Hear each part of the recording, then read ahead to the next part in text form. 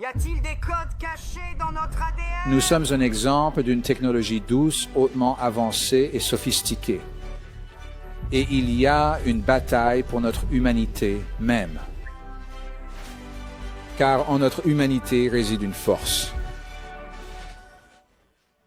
Des organisations, des individus et des sociétés, depuis des milliers d'années, ont travaillé pour nous voiler cette force. Cette force est si belle, si puissante, si ancienne, si sacrée, que des nations se sont littéralement fait la guerre pour nous détourner de cette force en nous. Alors pourquoi les pouvoirs en place ne veulent-ils pas que nous ayons notre divinité? La raison est que... Êtes-vous prêt à briller?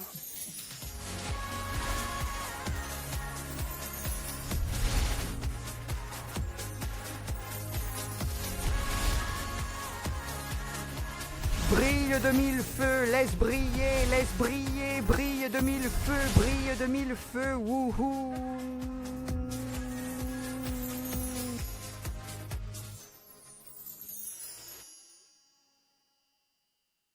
Bonjour à tous, bienvenue. Je suis Michael Sandler, votre hôte sur Inspiration. Si vous vous êtes déjà demandé d'où nous venons vraiment, qui nous sommes vraiment, et pourquoi nous avons l'ADN que nous avons, alors nous avons l'émission guide de l'humain par design pour vous. Aujourd'hui, je vais parler avec le scientifique de renommée mondiale et auteur à succès, Gregg Braden, auteur du guide Code. Nous allons explorer ce qui est caché dans nos gènes, qui nous sommes vraiment, et où nous allons à partir de là. Alors, re-bienvenue dans l'émission, Greg. Es-tu prêt à briller? Je suis prêt à briller comme un diamant fou, mon frère. C'est bon de te voir. Avant d'entrer dans le vif du sujet, y a-t-il des codes cachés dans notre ADN? Eh bien, la réponse rapide est absolument. Et la réponse plus longue est ce dont nous allons parler. Donc, tu sais, je pense que ce qui est encore plus important, c'est qu'il y a une information intelligente codée dans l'ADN de toute vie à base de carbone. Nous sommes un exemple de vie à base de carbone. Et je crois que l'essentiel, peut-être avant même qu'on entre dans le sujet, Michael, je veux juste, et toi et moi n'avons pas parlé de cela avec ta permission, laissez-moi parler un peu d'où nous venons pour commencer. Parce que cela précède l'ADN. Tu sais, quand j'étais enfant, cela fait 45 ans que je fais ce travail d'une manière ou d'une autre. Je viens de fêter mes 70 ans. Et quand j'étais enfant dans les années 1950-1960 à l'école, on nous apprenait que nous sommes une forme de vie imparfaite. Nous sommes une espèce imparfaite. Par la nature même de notre existence, nous sommes imparfaits. Parmi nos imperfections, il y a l'émotion humaine, parce que l'émotion peut devenir compliquée et obscurcir notre logique et notre jugement et notre prise de décision. On m'a enseigné que l'intimité humaine et la conception humaine et la naissance humaine vivante, est une imperfection à cause de l'incertitude du résultat. On ne sait jamais précisément comment un bébé va tourner. Et pour la mère, c'est généralement sanglant, douloureux. C'est une expérience parfois mettant en danger sa vie et celle de son enfant. Voilà parmi les défauts que j'ai été conditionné à accepter quand j'étais enfant. Et on nous enseignait que nous sommes le produit de cela, de processus aléatoires, que nous sommes le produit de ce qu'on appelle des mutations aléatoires, qui se produisent lentement, progressivement, sur une longue période de temps. Et cela va être important dans un instant. Beaucoup de gens croient encore cela. On nous a appris que nous avons évolué à partir de formes de vie inférieures, y compris Néandertal. Je sais que beaucoup de gens ont entendu parler de Néandertal. Quand j'étais enfant, Louis Leakey était partout sur la couverture de Time Magazine et de National Geographic pour les découvertes qu'il faisait avec sa femme dans les gorges d'Olduvai, repoussant la date de l'origine des primates et de l'humanité. C'était toute la pensée qui se passait dans les années 50 et 60. Certains d'entre vous sont de votre communauté, j'en suis sûr. Vous vous souvenez de cela, et pour d'autres, c'est comme un rêve d'une autre vie. Voilà où tout a changé. Il y a quelques années, un film est sorti qui s'appelait Jurassic Park, le premier bon film, Jurassic Park. Et c'était de la science-fiction à l'époque, ce qu'il faisait. Une des choses qu'il faisait, c'était de récupérer l'ADN. à partir des restes fossilisés d'une forme de vie ancienne, et dans le film, il reconstituait cette vie. Il ressuscitait, vous savez, les dinosaures dans le monde réel. À ma connaissance, nous n'avons pas poussé les choses aussi loin. Mais vous savez, au sous-sol du Pentagone, mec, il y a quelqu'un qui essaye de faire ça. Mais ce que nous avons fait, Michael, et c'est ce qui change toute l'histoire dans cette conversation. Nous avons maintenant la capacité d'extraire l'ADN des restes fossilisés des êtres dont nous pensions être les descendants, dont nous pensions qu'ils étaient nos ancêtres. Et juste pour quelqu'un qui n'en a jamais entendu parler, je vais très vite. 1987, c'était la première fois qu'un bébé néandertalien était découvert dans une grotte du nord de l'Europe et dans un état exceptionnellement bien préservé. Si bien que ses côtes, quelques-uns de ses cheveux étaient encore préservés et qu'elle était dans une grotte avec des conditions très arides, et c'est pourquoi elle a été si bien préservée. Ils ont pu extraire l'ADN de la moelle osseuse de ses côtes. Et quand ils ont fait ça, ils ont reconstruit son génome. Donc ce que cela signifie, c'est que nous avons maintenant l'opportunité de comparer sa carte ADN à notre carte ADN d'aujourd'hui. Et voilà, c'est intéressant. Les découvertes faites en 87, ils ne l'ont pas annoncé avant le début des années 90 parce que les résultats étaient tellement controversés. Et c'était dans la très prestigieuse revue Nature. C'était une revue évaluée par des pairs très respectés où la conclusion était que nous ne descendions pas des Néandertaliens. Il n'y a pas assez de chevauchement génétique ADN entre notre génome et le leur pour suggérer que nous descendons d'eux.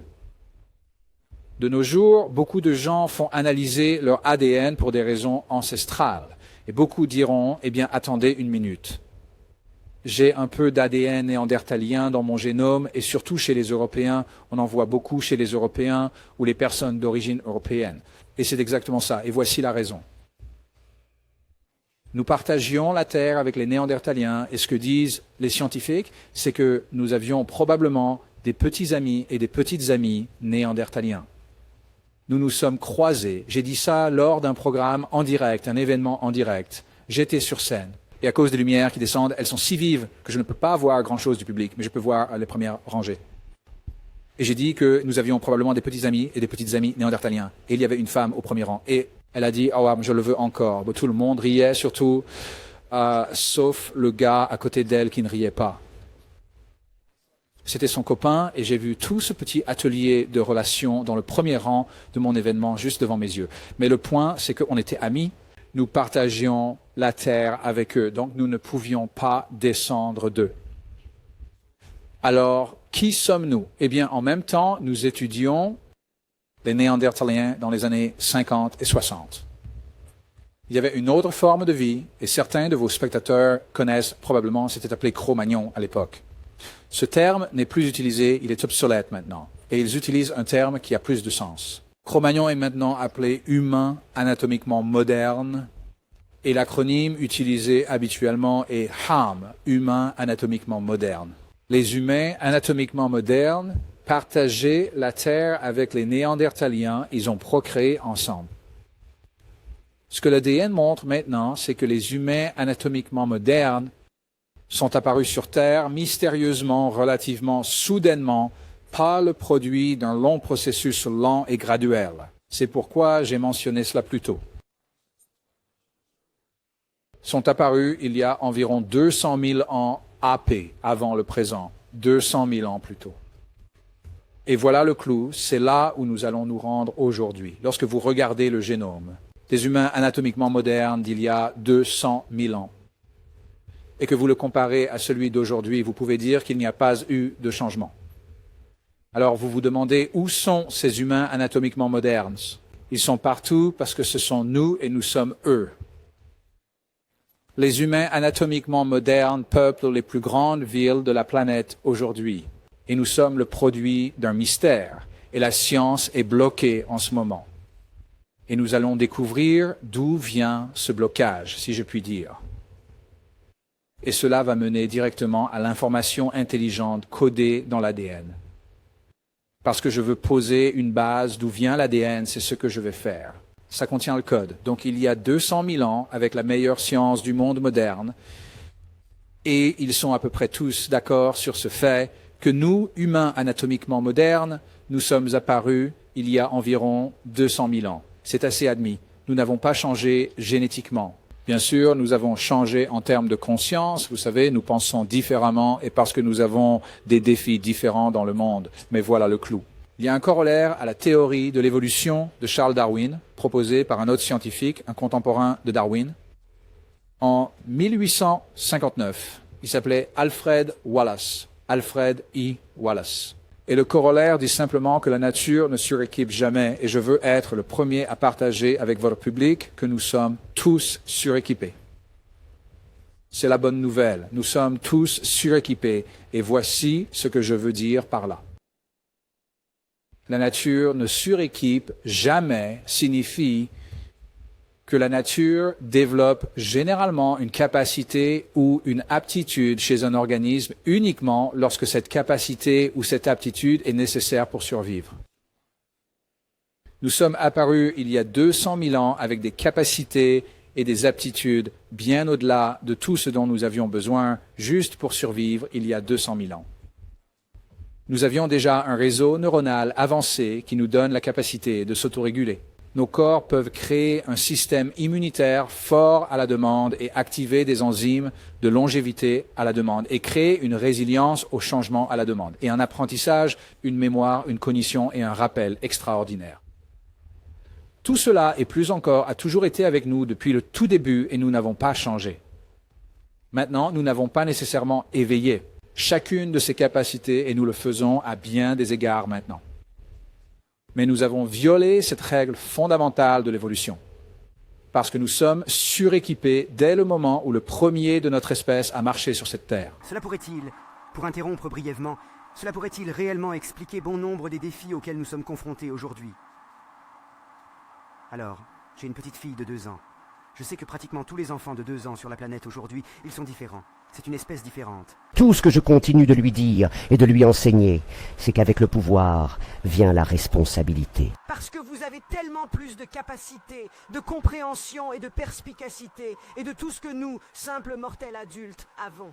Et quand nous avons été dotés de ces compétences extraordinaires, il y a 200, 300 000 ans, peut-être que beaucoup des défis auxquels nous sommes confrontés aujourd'hui sont dus au fait que nous avions beaucoup plus de pouvoir que nécessaire et que nous ne savions pas quoi en faire. Eh bien, tout cela est lié, encore une fois, et je vais juste introduire tout ce que je dis.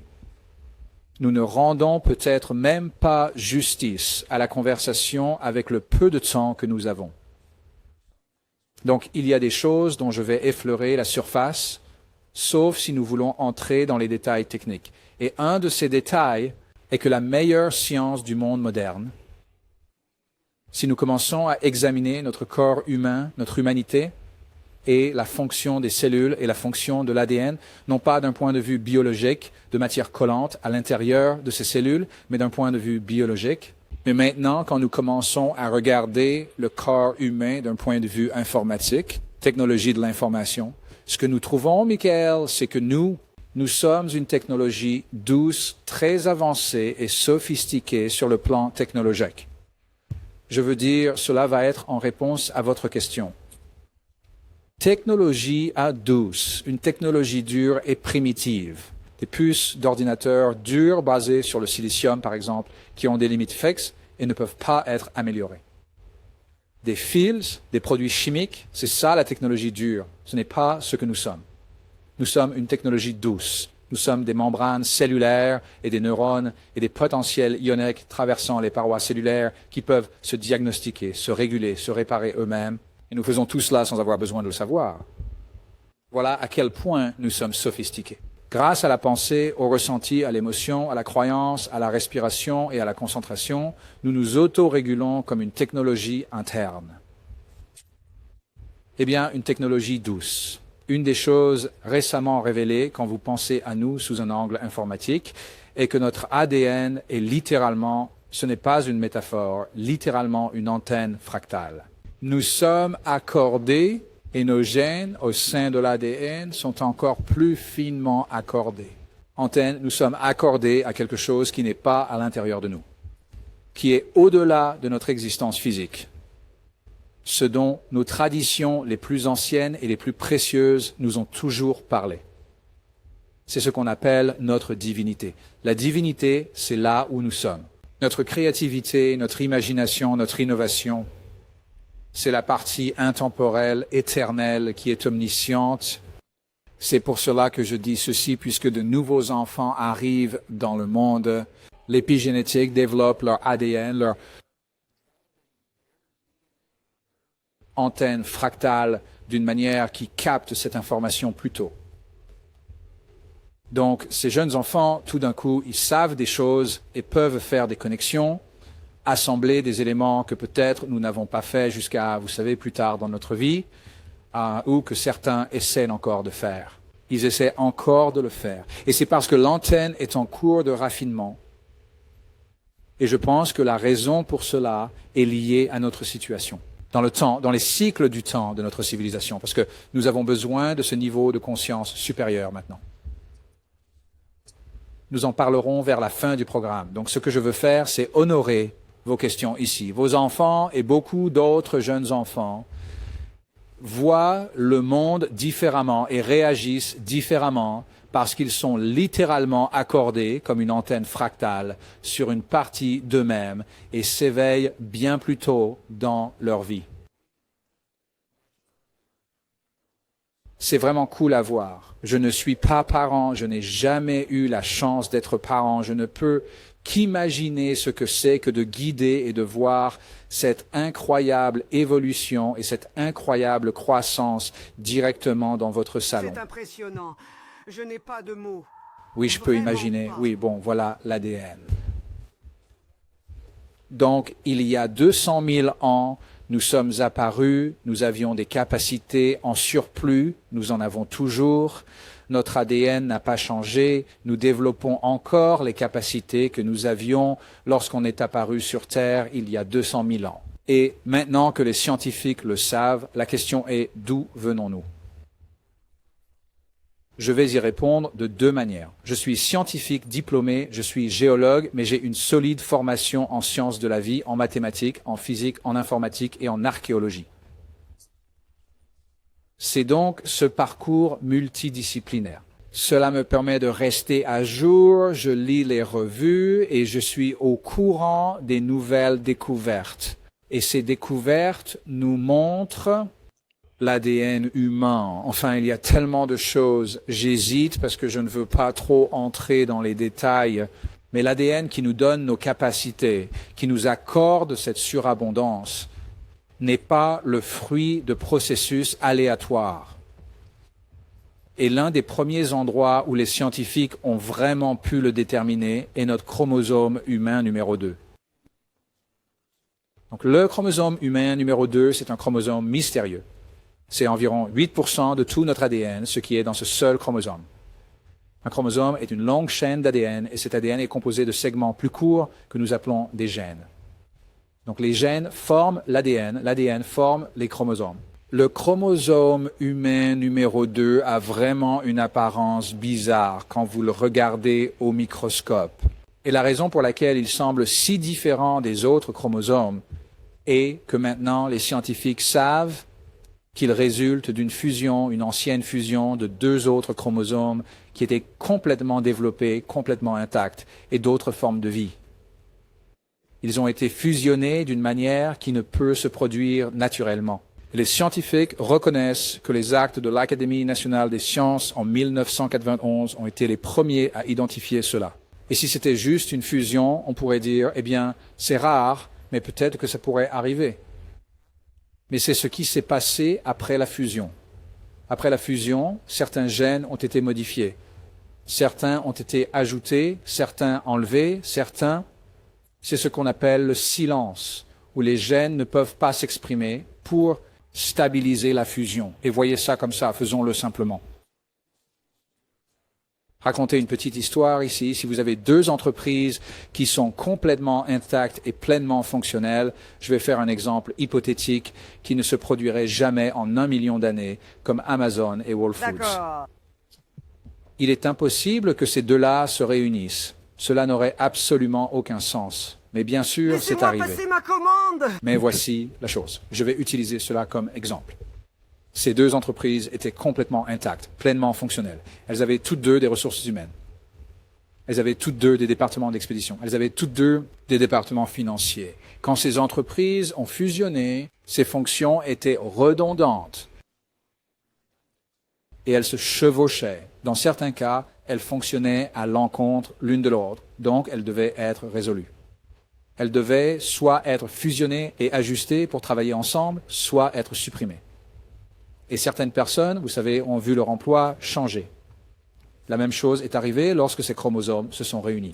Maintenant, ils ont des fonctions qui se chevauchent.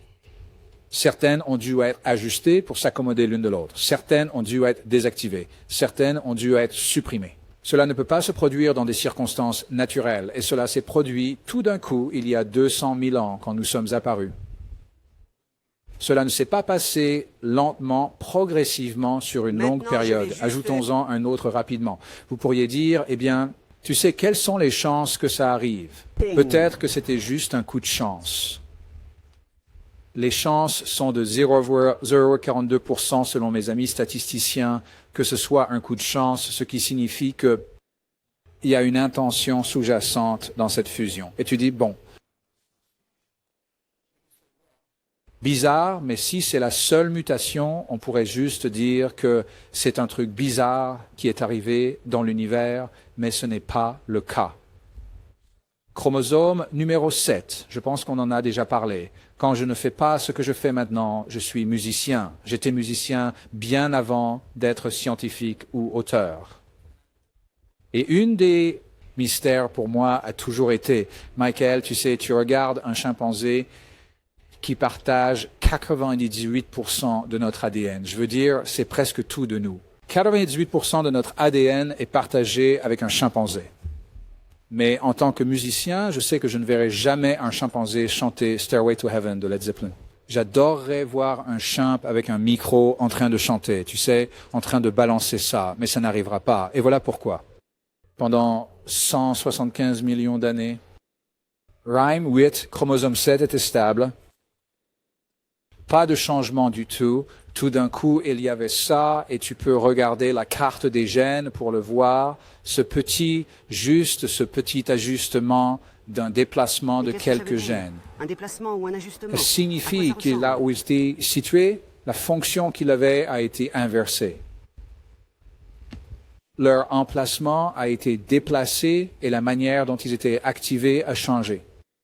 Alors, parce que chaque gène, d'accord, autrefois, on pensait qu'un gène produisait une protéine dans le corps humain.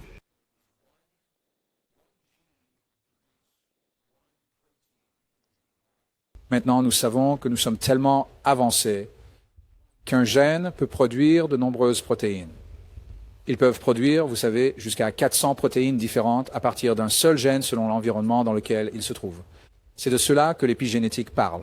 Donc, il y avait cette petite modification sur le chromosome numéro 7 et tout à coup, une partie de notre cerveau était liée à une partie de notre bouche, de notre mâchoire et de notre langue qui permet un discours complexe et le chant chez les humains, et cela s'est produit il y a 200 000 ans, au moment où le chromosome 2 était en train de se fusionner. Nous allons examiner cela. Alors quand on regarde cela, c'est quelque chose qui ne peut pas se produire dans la nature. Et cela ne s'est produit chez aucun autre primate, seulement chez les humains anatomiquement modernes. Il y a 200 000 ans, nous avions un primate. Notre ADN a été modifié pour nous donner les potentiels extraordinaires que nous avons aujourd'hui. Et maintenant, nous savons que l'ADN n'est pas seulement un plan pour le fonctionnement, la biologie et le monde physique, c'est une antenne fractale selon des recherches évaluées par des pairs qui nous accordent à des informations un champ d'énergie. Et c'est là qu'il y a un journal évalué par des pairs, cela s'appelle le Journal of Alternative and Complementary Medicine.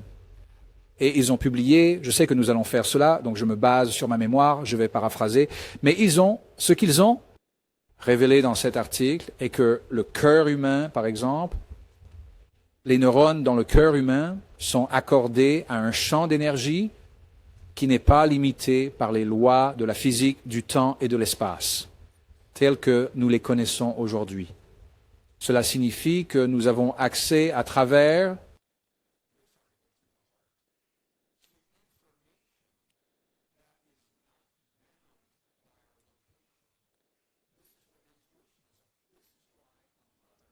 à Brisbane, en Australie, Ken sait que son fils en Afghanistan a des problèmes lors d'une patrouille de routine avant que ses commandants ne soient au courant des ennuis grâce à la connexion intuitive entre une mère et ses proches. C'est anecdotique, nous entendons parler de cela, mais maintenant la science commence à comprendre que c'est l'ADN entre la mère et le fils. Ils communiquent des informations et nous sommes en communication constante tout le temps. Fractal, fractal signifie simplement un exemple de, les fractales signifient différentes choses pour différentes personnes. Laissez-moi donner un exemple d'un motif fractal. Autrefois, on regardait un atome et le modèle de l'atome était un noyau, quelque chose au centre. Et ensuite, on avait des choses tournant autour de ce noyau, des électrons ou, vous savez, tournant autour de ce noyau. Et ce schéma, curieusement, on le voit à un niveau très petit. On voit le même schéma, par exemple, dans notre système solaire, où nous avons un soleil avec des planètes qui bougent autour du soleil. Et ce même schéma, on le voit dans notre galaxie, où nous avons une planète centrale. Et ce même schéma, on le voit dans notre système solaire. Un champ d'énergie, un trou noir et des systèmes solaires entiers qui tournent autour. C'est le même schéma à différents niveaux. Ou quand vous regardez une photo aérienne d'un système fluvial au Colorado. Vous et moi vivions tous les deux au Colorado. Vous regardez les montagnes du Colorado et voyez le drainage, les bifurcations et les divisions. Et puis vous prenez cela et vous le mettez à côté du système racinaire d'un arbre. Et vous prenez cela et vous le mettez à côté du système bronchique dans les poumons humains. Et les schémas sont les mêmes. Différentes échelles, fonctions différentes, mais le même schéma. Alors ce qu'on dit, c'est que l'atome est un schéma fractal du système solaire, ou un système solaire est un schéma fractal de la galaxie, ou un arbre est un schéma fractal du système bronchique dans le système respiratoire humain. Donc tout est une question d'échelle et de schéma, et la raison pour laquelle c'est important, c'est que nous découvrons en tant que scientifiques, j'en suis émerveillé, que même si nos corps et notre monde nous paraissent complexes, Michael, nous sommes en fait constitués d'un nombre relativement peu élevé de schémas qui se répètent simplement et qui s'agrandissent ou rétrécissent, mais ce sont les mêmes schémas encore et encore. Et il y a toute une conversation sur pourquoi ce serait et ce que cela signifie pour nous. Et c'est l'une des choses fascinantes. Donc maintenant, nous commençons à nous voir comme quelque chose de bien plus qu'une biologie chanceuse.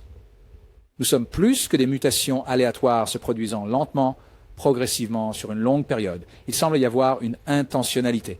C'est le nœud du problème de notre existence où la science est bloquée. Et je peux le dire en tant que scientifique, j'ai assisté aux conférences, j'y vais encore, la science n'est pas équipée. Pour s'en occuper, elle le pourrait, la méthode scientifique le permettrait. Mais la pensée scientifique n'est pas prête à traiter le phénomène de l'intentionnalité quand il s'agit de la vie. Il regarde parce que s'il y a une intentionnalité sous-jacente à notre existence, cela implique un but, et nous allons en parler dans un instant. La science n'est vraiment pas équipée pour ça. Donc, voici ce qui se passe en résumé. Nous avons demandé à la science de nous dire qui nous sommes, et la meilleure science et les meilleurs scientifiques, utilisant les plus grandes sommes d'argent et le matériel le plus avancé dans les universités les plus prestigieuses que le monde ait jamais connues, font un travail magnifique. Ils nous disent qui nous sommes. Le problème, c'est que beaucoup de scientifiques qui posent maintenant les questions refusent les réponses qui reviennent. Ils n'aiment pas les réponses. Donc, une autre façon de voir cela, c'est que j'ai vu ça en tant que scientifique toute ma vie. Je vais faire une distinction ici. Il y a une énorme différence entre prendre les preuves qui sont constamment révélées, qu'il s'agisse de preuves archéologiques, anthropologiques ou paléontologiques, preuves fossiles, ADN, génétiques, peu importe, Et il y a une énorme différence entre prendre ces preuves et les forcer à s'adapter à une histoire préexistante, que nous appelons la théorie de l'évolution de Darwin. Il y a une grande différence entre faire cela et permettre aux preuves émergentes de mener à l'histoire qu'elles racontent. Le monde universitaire se bat bec et ongle pour ce qu'on appelle le modèle standard de la vie humaine, et cette génération de professeurs se bat pour maintenir la théorie de Darwin en vie. Une nouvelle génération de professeurs émerge avec une vision différente. Je voulais juste finir là-dessus. Je suis désolé. Merci. Non, non, désolé. C'était important. Pourquoi? Pourquoi est-ce cela? Eh bien, d'accord, monde fractal, on voit cela en politique. Nous voyons cela dans les vieux schémas sur Terre de l'humanité. Ça ressemble aux dernières respirations des anciens avant qu'ils ne fassent place aux nouveaux.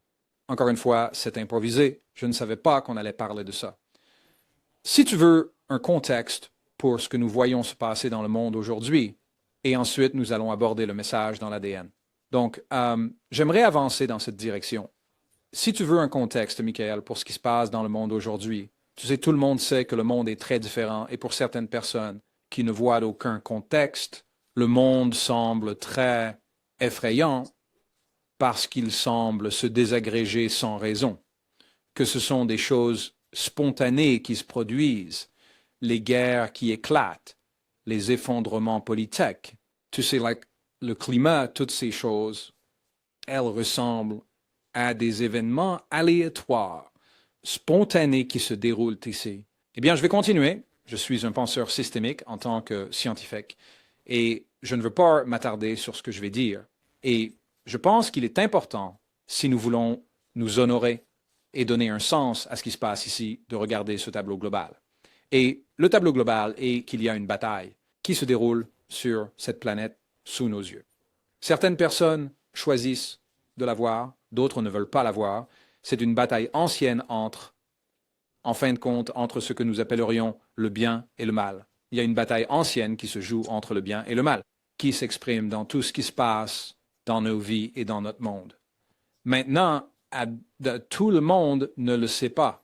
Et je ne dis pas que chaque politicien ou scientifique en fait consciemment partie, mais ils sont tous des pions dans cette bataille qui se déroule. Il y a une bataille pour notre planète et il y a une bataille pour notre humanité même. Parce que dans notre humanité, nous avons une force que des organisations et des individus et des sociétés depuis des milliers d'années ont Travailler. de nous cacher, de dissimuler. Il existe une force. Cette force est elle est si belle, Michael, si puissante, si ancienne, si sacrée, que des nations se sont littéralement fait la guerre pour nous détourner de cette force en nous. Des armées ont détruit des armées, des sociétés se sont effondrées, des systèmes financiers ont chuté, le climat a été manipulé, des mensonges ont été acceptés. Et je ne dis pas que toutes ces choses ne sont pas importantes. Nous devons en parler de manière bienveillante et saine. Mais au final, tout cela est devenu des distractions. Nous, maintenant, dans l'agitation, nous faisons nous sentir petits, victimes, impuissantes d'un monde sur lequel nous pensons ne pas avoir de contrôle pour cacher cette force en nous. Cette force, notre humanité, est ce qui nous donne accès à notre divinité. La divinité, et c'est vraiment intéressant, beaucoup de gens croient que la divinité a un lien avec la religion, et je peux comprendre pourquoi, car il y a des écoles de divinité qui sont profondément enracinées dans les enseignements religieux. Mais si on regarde la définition de la divinité, c'est très intéressant. La divinité est simplement la capacité à transcender les limitations perçues. Donc je vais simplifier cela pour obtenir deux choses. La capacité à transcender signifie non seulement survivre, mais prospérer, devenir plus que ces limitations. Et ensuite, les limitations perçues. Réfléchissez à ce que cela signifie. Elles ne sont peut-être même pas réelles. Nous les percevons, nous donnons du pouvoir à nos propres limitations qui ne sont peut-être même pas réelles. Et l'ADN que nous avons reçu il y a 200 000 ans est ce qui nous donne le pouvoir de transcender. Et à travers cet ADN, comme une antenne dont nous avons parlé brièvement, c'est cette antenne ADN qui nous permet d'accéder à la Lune, à la partie de nous-mêmes qui ne vit pas ici, mais qui s'exprime à travers nos corps. Elle est intemporelle, omnisciente, ancienne. C'est la source de notre empathie, de notre sympathie. C'est finalement la source de notre guérison. C'est la source de notre créativité, notre innovation, notre imagination. Ce sont tous des facettes de la divinité. Les puissants, à travers la lutte entre le bien et le mal, utilisent des tactiques insidieuses pour nous distraire de ce pouvoir profond, au point qu'il y a maintenant un mouvement pour même remplacer le corps humain, remplacer l'ADN pour qu'il ne puisse plus s'accorder à sa divinité, nous remplacer par des matériaux synthétiques, des robots, de l'intelligence artificielle, des puces informatiques dans le cerveau, des produits chimiques dans notre sang, des capteurs sous notre peau. Tout cela est habilement déguisé en progrès et en évolution humaine, alors qu'en réalité cela voile et nous vole la chose que nous chérissons le plus, notre humanité, car c'est à travers notre humanité que nous accédons à notre divinité. Alors pourquoi les puissants ne veulent-ils pas que nous ayons notre divinité? La raison est que lorsque nous embrassons notre divinité, nous n'avons plus peur des changements dans le monde. Plus nous nous connaissons nous-mêmes, moins nous craignons le changement dans le monde, moins nous craignons les autres. Et surtout, plus nous nous connaissons, moins nous craignons notre propre puissance. Michael. Et si nous ne sommes pas, enfin, je le dirais de manière inverse, c'est seulement dans notre peur que nous devenons des victimes impuissantes, vulnérables aux idées des autres, aux agendas des autres, à ce à quoi notre société devrait ressembler, à quoi nos communautés devraient ressembler, et maintenant même à quoi nos propres corps devraient ressembler et comment ils devraient fonctionner. Dans notre divinité, nous transcendons cette peur. Et quand nous n'avons pas peur, nous pouvons faire des choix sains. Quand nous n'avons pas peur, et je veux dire ça à tout le monde qui regarde aujourd'hui, il y a un effort intentionnel pour briser les liens sociaux qui nous unissent en tant que famille et communauté, une société et nation. Nous voyons tous cela, ce n'est un secret pour personne. Nous voyons tous cela. Cet effort pour briser ces liens, quand nous revendiquons et embrassons notre divinité. La divinité est toujours là. C'est juste que nous pouvons être distraits au point de ne pas savoir qu'elle est là. Quand nous embrassons cette divinité, voilà ce qui se passe. Cela nous permet d'aimer librement. Et quand on y pense, beaucoup de gens, quand nous aimons, nous disons tous que nous voulons aimer. Peut-être est-ce une relation intime, romantique, ou peut-être nos enfants ou nos animaux de compagnie, ou peut-être notre société ou notre nation ou nous-mêmes. Mais nous sommes toujours conditionnés. Je ne dirais pas toujours, je dirais typiquement. Typiquement, nous sommes conditionnés à toujours nous retenir un peu pour ne pas aimer à 100% au cas où quelque chose arriverait et que cet amour échouerait. Nous ne voulons pas nous perdre dans le vide de n'avoir rien. Dans notre divinité, nous sommes habilités à aimer pleinement et sans peur. Nous sommes habilités à pardonner l'un l'autre. Nous sommes habilités à pardonner sans attendre quelque chose en retour. Se vantent de leur pardon pour leurs méfaits ou ceux des autres et attendent des éloges ou quelque chose en retour. Dans votre divinité, vous n'avez pas besoin de cela. C'est l'acte du pardon qui initie la guérison. Et ainsi, vous commencez à comprendre pourquoi une force du mal voudrait nous empêcher d'accéder à la vérité la plus profonde de notre existence, la plus grande source de notre pouvoir. Comme je l'ai dit, c'est une bataille ancienne. Parfois, la bataille est une bataille de pensée. Parfois, c'est une bataille psychologique. Parfois, cela dégénère en bataille physique. Et nous voyons cela. Nous avons vu cette bataille physique en Israël le 7 octobre. J'étais dans une chambre d'hôtel à Londres le matin où cela s'est produit et je regardais les flux bruts en direct avant qu'ils ne soient filtrés et avant que l'Amérique ne se réveille à cause du décalage horaire. Et 8 heures plus tard, quand j'ai commencé à voir les flux d'actualité américaine, ces images avaient été effacées. À ce jour, nous n'avons pas été autorisés à voir la vérité de l'horreur.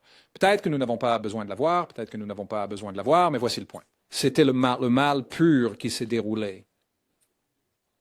Cela n'avait rien à voir avec la politique comme certains essayent de le faire croire. Cela n'avait rien à voir avec la politique. C'était purement maléfique, un mal insidieux à un niveau que je n'avais jamais vu auparavant, et c'est un exemple du côté physique de la bataille. Tout cela est important car, en fin de compte, il s'agit de nous. Nous sommes le prix. Nous sommes le prix. Notre humanité est le prix sur cette planète parce qu'il y a quelque chose de si ancien, sacré, précieux, magnifique et puissant en nous. Notre humanité nous relie au divin. Et quand nous vivons la vérité de notre divin, les gens me disent, eh bien, Greg, comment gagnons-nous cette bataille? C'est l'ancienne idée. L'ancienne idée est de gagner et perdre. Si vous pensez que vous allez gagner, ce que vous faites, c'est vous engager et succomber à la haine et à la peur au niveau de ce qui est présenté. Nous ne voulons pas gagner. Ce qu'on veut, c'est triompher. Et la façon de triompher entre le bien et le mal, et tu n'as pas besoin de comprendre ce que je dis, c'est le cadre pour que ça ait du sens. Tu n'as pas besoin de savoir ça. La façon dont on triomphe, c'est de vivre la meilleure version de nous-mêmes. Michael, quand on vit la véritable essence de notre divinité, on aime sans peur, on pardonne et on pardonne.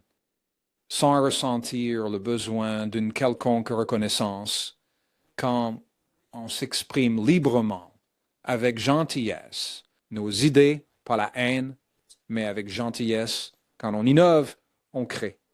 Les gens ont peur d'innover, ils ont peur de créer, ils ont peur de s'exprimer à cause de la façon dont cette bataille se joue maintenant à travers les réseaux sociaux, la politique, les médias.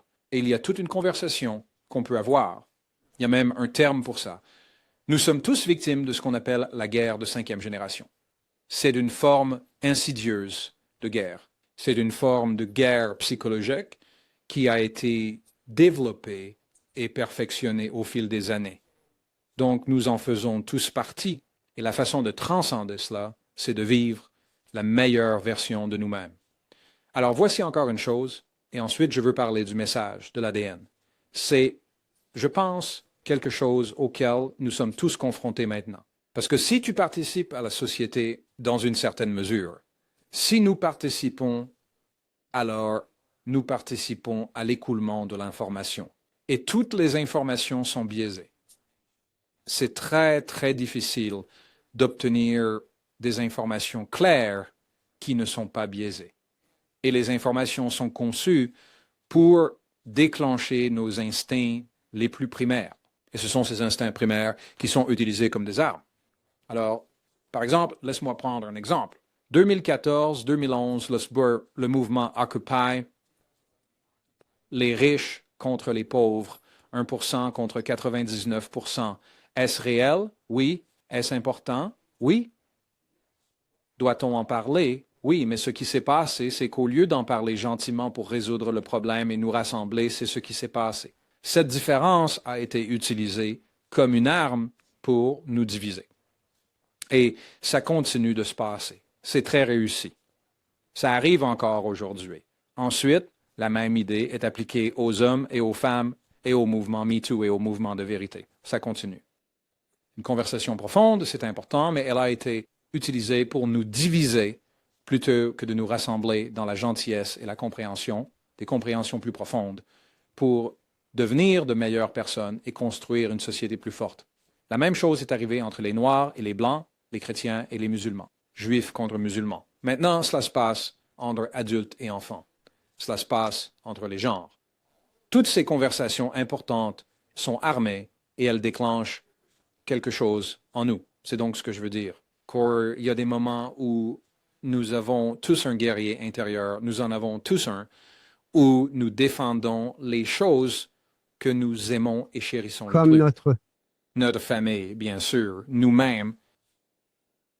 Et finalement, à la fin, quand nous devenons des guerriers, il y a une conséquence sur le plan physique, sur le niveau 3D. Typiquement, quelqu'un est blessé, mais sur le plan non physique, peu de gens en parlent. Et c'est ce que je veux dire. Il va y avoir un moment où nous aurons traversé tout cela. Nous vivons cette petite fenêtre de temps, cette petite fenêtre de changement. Cette bataille entre le bien et le mal, et la façon dont elle se déroule. Toi et moi ferons probablement un podcast et nous pourrons revenir en arrière et dire « Wow, c'était incroyablement intense. » J'ai hâte d'y être. You are un moment où nous aurons traversé cela. La question que nous devons tous nous poser, et c'est une question profondément spirituelle, c'est ce que nous sommes devenus en vivant cette époque historique. Qu'avons-nous permis aux réseaux sociaux de faire de nous? Qu'avons-nous autorisé à devenir en présence des informations que nous avons reçues? Et quand nous ressentons le besoin de résister ou de combattre, il y a des moyens de le faire. Est-ce que nous avons combattu ou combattons-nous maintenant? Sommes-nous en train de lutter par peur de ce qui arrive si nous ne le faisons pas ou par amour pour ce que nous savons être possible si on le fait? Avons-nous permis à l'information de déclencher tant de haine en nous que nous réagissons d'une manière que nous n'aurions jamais choisie, même en 1 million d'années? C'est presque comme si c'était hors de notre contrôle. C'est une part de la guerre insidieuse qui se déroule. Alors, nous pouvons être conscients, et nous allons y aller. Quand nous lisons le message qui nous a été donné il y a 200 000 ans, cela devient un outil puissant. Michael, qui nous permet de rester dans notre amour, malgré le mal qui se déploie autour de nous. Cela te va si nous allons dans cette direction? Mais encore une fois, c'est improvisé. Nous n'avons pas discuté de ça. Absolument. Et je résiste pour ceux qui écoutent. Il y a tant de questions qui se posent ici, mais je n'empêche délibérément pas le déroulement en essayant de te faire dévier. Nous pourrions poser des questions maintenant, puis revenir à cela, où je pourrais parcourir le message, et nous pourrions poser des questions à la fin. Ah, faisons cela. Parcours le message. Ouais. Donc, encore une fois, ceci est, pour certaines personnes, ce dont nous parlons à Michael. Ils y pensent chaque jour, et ce n'est rien de nouveau. Et puis, il y a des gens dont je reconnais une façon très différente de penser. Et donc, ce que je propose, c'est que toute personne qui écoute et qui n'a jamais entendu ce genre d'informations auparavant, dans votre esprit, ayez juste un petit dossier mental. Et ces petits onglets en haut, juste dans votre esprit, écrivez le mot « possibilité ». Et cela rend vraiment sûr, parce que tout ce dont nous parlons, vous le déposez simplement dans un dossier de possibilités. Parce que vous avez déjà un système de croyance qui fonctionne déjà, qui vous a déjà conduit. Là où vous êtes, vous devez dire que cela fonctionne parce que vous êtes ici. Si votre système de croyance ne fonctionnait pas, vous ne seriez pas ici. Je veux dire, je parle de la vie. Votre système de croyance fonctionne parce que vous êtes vivant dans le monde. Donc ça fonctionne pour vous. Mais voilà la chose, le monde change. Et la façon dont nous avons vécu dans le passé change. Au moment où votre système de croyance, qui a toujours fonctionné pour vous dans le passé, au moment où il échoue, je vous invite à le bénir et à le laisser partir plutôt que de lutter pour essayer de l'adapter. Laisse tomber. Bête, va dans le dossier appelé possibilité. Et je pense que tu seras étonné de voir à quel point le contexte que je partage ici donne du sens. À ce que la vie apporte juste à ta porte, et grâce à ce sens, tu auras maintenant un outil, ou plusieurs, pour savoir comment relever ce défi de manière saine, et c'est ce que nous voulons faire. Donc, quand nous ressentons le besoin de nous battre, et je pense que nos valeurs sont remises en question pour nous tous, Michael, nous devons décider quelles valeurs nous chérissons.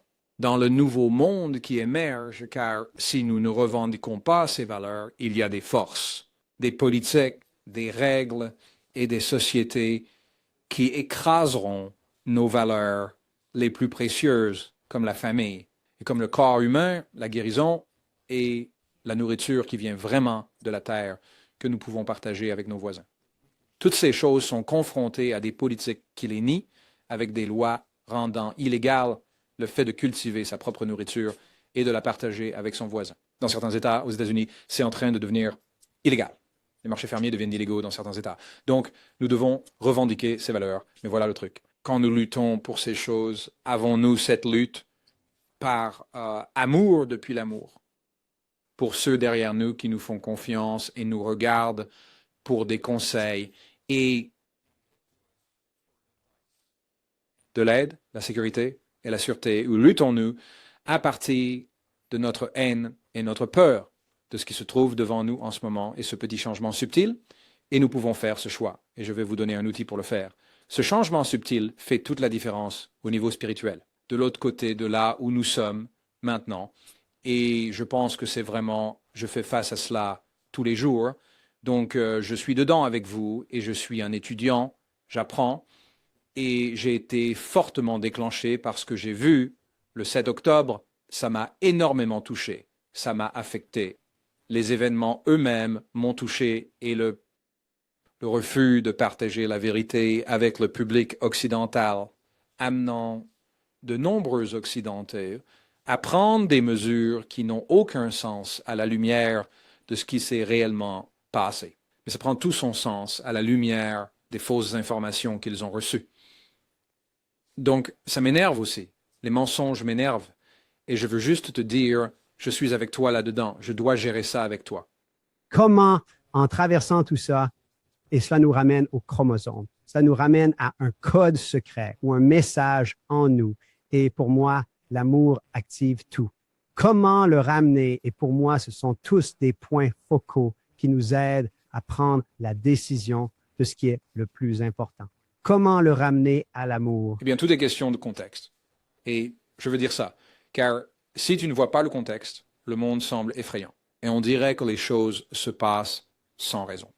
Si tu peux regarder chaque événement en cours et dire où cet événement s'insère-t-il, s'il y a une bataille entre le bien et le mal, où cet événement s'inscrit-il? Cet événement me permet-il plus de liberté ou moins de liberté? Une expression plus profonde de mon humanité ou moins d'expression de mon humanité? Ce sont les façons dont le contexte peut nous aider. Alors que fait-on? Quand on revient, on n'est pas un problème. Nous sommes le produit d'un processus biologique aléatoire. On nous a donné le cadeau de la vie il y a 200 000 ans. C'est toute une histoire de pourquoi et comment c'est arrivé. Donc maintenant, je vais avancer rapidement dans les années 1980. Je pense que beaucoup d'entre vous savent que j'étais, pendant les années de la guerre froide, je me suis retrouvé à travailler dans l'industrie de la défense. Pas par choix. Je vais juste te raconter l'histoire vite fait. En tant que géologue, je voulais explorer le cosmos et la technologie américaine avait construit 2 sondes appelées Viking 1 et Viking 2 qui sont allées sur Mars. L'une d'elles a orbité la planète, pris 19 000 photographies. L'autre a atterri sur la planète et prélevé des échantillons de la surface martienne. Et j'ai dit, tu sais, je veux faire partie de ça. À l'époque, j'avais un parcours rare, les ordinateurs et la programmation informatique émergeaient, et c'est là que je me suis retrouvé. Et j'étais un scientifique de la Terre. Et il n'y avait pas beaucoup de gens qui faisaient de la science informatique et de la science de la Terre. Alors j'ai dit, je vais aller dans le pays qui construit ce genre de sonde, et je veux en faire partie. Et ils m'ont embauché. Et je n'avais pas, il a fallu 6 mois pour obtenir une habilitation de sécurité. Il fallait avoir une habilitation de sécurité quand tu travaillais là-bas. Et quand mon habilitation est arrivée, ils ont dit, eh bien, tu as un emploi. Et nous sommes en guerre froide. Nous avons besoin de ton expertise du côté défense de la maison pour développer des logiciels plutôt que du côté exploration de la maison, tu sais, explorer le cosmos temporairement. Et j'ai traversé beaucoup de choses à ce sujet. Et j'en ai beaucoup appris. Et c'était une bonne expérience, mais c'était aussi effrayant à bien des égards, car j'ai vu comment les gens et les nations réagissent quand ils ont peur et qu'ils possèdent des systèmes d'armes que l'on n'imagine même pas aujourd'hui. C'était donc à cette époque que j'avais accès aux ordinateurs émergents. Ils remplissaient toute une salle, puis ils ont commencé à devenir ce que nous appelons des ordinateurs de bureau. C'était une nouveauté dans les années 80. C'était aussi à cette époque qu'ils ont pu vraiment commencer avec le génome humain, où en est-il allé, le cartographier et le numériser. Cela n'était jamais arrivé auparavant, et ces choses se rejoignaient. Et donc, en tant qu'informaticien, mon travail était de développer des logiciels de reconnaissance de modèles. C'était mon job. Et en tant que développeur de logiciels de reconnaissance de modèles, la première fois que j'ai regardé le génome humain, je me suis dit, mec, ce n'est pas aléatoire. Il y a quelque chose là-dedans. Et c'était une façon de penser très différente, de concevoir l'ADN comme une information. Les gens voyaient l'ADN comme une substance collante dans les cellules. Il m'a fallu 17 ans pour passer de cette réalisation à toutes les façons de l'aborder jusqu'au livre publié en 2004 appelé Le Code de Dieu. Donc voici le point essentiel. Quand on regarde de quoi est fait notre ADN, il est composé d'éléments d'un tableau périodique: hydrogène, azote, oxygène, carbone. Et chacun de ces éléments est représenté par des chiffres comme la masse atomique, le poids atomique, la valence, toutes ces choses-là. Nous savons tous cela. Je suis aussi linguiste. Chaque alphabet ancien qui a jamais été créé a toujours eu les lettres ou les caractères de l'alphabet. Et ils ont toujours eu un nombre mystérieux qui se relie à ces lettres et qui sont interchangeables. Si vous étudiez la Kabbale, les gens le savent, c'est très familier, mais c'est vrai pour tout, de l'écriture cunéiforme et l'arabe à sanskrit, grec, phénicien, chaque langue, chinois, japonais, tout a toujours eu ces nombres mystérieux. Eh bien, voici le saut. J'ai dû penser différemment. J'ai dit, et si il y avait une équivalence entre les lettres de l'alphabet et les éléments de notre ADN? En d'autres mots, et si les nombres des alphabets se liaient avec les nombres des éléments? Pouvons-nous les interchanger? Puis-je prendre les lettres des anciens alphabets et les mettre pour remplacer les éléments dans l'ADN? Et si je faisais cela, qu'est-ce qui se passerait? Et en fin de compte, il y a une corrélation. C'est la masse atomique. Le nombre de masses atomiques et les éléments est le nombre qui se lie aux anciens alphabets. Et quand j'ai fait cela, changement dans le premier niveau de l'ADN, à l'intérieur de chaque cellule, un message est apparu. Et ce message est ce dont je veux parler maintenant. Donc, si vous n'avez jamais vu cela auparavant, je parle ici à ma communauté, ma famille, notre famille. Si vous n'avez jamais vu le message, il se lie littéralement dans la première couche de l'ADN. Dans chaque cellule de votre corps, le corps humain moyen a environ 50 000 milliards de cellules. Vous avez 50 000 milliards de copies de ce message qui se lit littéralement comme les mots « Dieu éternel dans le corps »,« Dieu éternel dans le corps ». Nous sommes littéralement faits de différentes combinaisons de ce message du point de vue linguistique qui deviennent les éléments de Dieu. Du point de vue chimique, Dieu éternel dans le corps. Ne dis pas qui est Dieu, ne dis pas d'où vient Dieu, et la manière dont j'en suis arrivé là fut en suivant les instructions d'un texte vieux de 3000 ans appelé le Livre de la Création ou le Sefer Yitzira, qui n'a été traduit de l'hébreu en anglais qu'une seule fois. Rabbi Naria Kaplan l'a fait avant de quitter cette terre. Donc, en suivant les instructions d'un texte vieux de 3000 ans, j'ai pu transcender mon esprit scientifique qui disait que c'était fou et dépasser ces frontières traditionnelles. Et quand j'ai fait cela, c'est le message qui émerge. C'est un message puissant. Et je pense que ce qui est intéressant, c'est qu'à ce moment de l'histoire, alors que nous avons les ordinateurs capables de voir l'ADN et que nous avons les mathématiques et la connaissance des textes anciens et de la linguistique pour faire ce changement, et cela se produit au moment où nous sommes sur le point de nous détruire nous-mêmes, détruire notre environnement, des guerres détruisant des nations entières avec des armes que nous n'avons jamais eues dans l'histoire de l'humanité jusqu'au XXe siècle, seulement maintenant que nous fermons ce cercle. Quand nous croyons que nos différences sont si grandes que nous devons nous détruire les uns les autres pour résoudre nos problèmes, nous trouvons un message dans l'ADN de chaque cellule, de chaque humain qui a jamais marché sur cette terre pendant 200 000 ans, qui nous dit, indépendamment de notre race, de notre couleur de peau, indépendamment de notre préférence sexuelle, indépendamment de notre genre et de ceux avec quoi nous nous identifions, indépendamment de notre politique, il y a une partie de nous qui est si universelle et nous n'avons pas besoin de chercher plus loin que les 50 000 milliards de cellules à l'intérieur de notre propre corps pour se rappeler que nous sommes Dieu éternel dans le corps. C'est un message littérale. Ce n'est pas une métaphore. C'est littéralement dans le livre, je passe en revue les détails de comment ce message est dérivé, si quelqu'un veut voir ça. Alors, il y en a plus, mais je vais m'arrêter là, Michael, et je voudrais que tu interviennes avec quelques commentaires ici. Merci. La grande question est, si nous passons à un univers holographique fractal et que nous disons que c'est un motif infini qui se répète dans toutes les directions.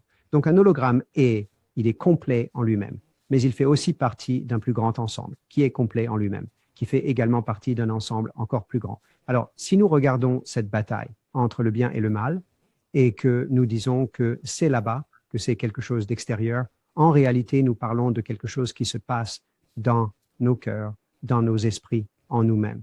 Et la question devient alors, au lieu de dire que c'est cette grande puissance maléfique qui essaie de nous déchirer, pouvons-nous regarder dans nos propres cœurs et dire qu'il y a quelque chose qui doit être guéri dans nos propres cœurs individuels, que lorsque nous guérissons cela et lorsque nous incarnons vraiment les paroles que vous venez de partager, tout change dans le monde qui nous entoure. Oui, les deux sont vrais en même temps, et c'est parce qu'il est non seulement fractal, donc de petits motifs, le même motif se joue à de petits niveaux, à de plus grands niveaux.